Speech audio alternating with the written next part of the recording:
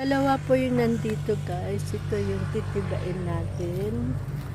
Tapos, yung isa po, ito. Kaso hindi pa po pwede to. Yan, maliliit pa po siya. Yan. Yan po yung bundok palunggaw.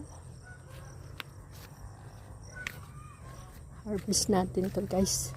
Samahan niyo po ako mag-harvest. Yan, harvest natin.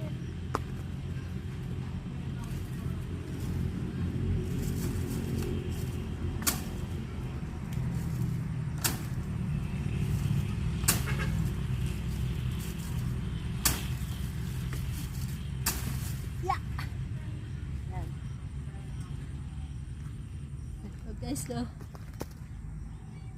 baba muna natin.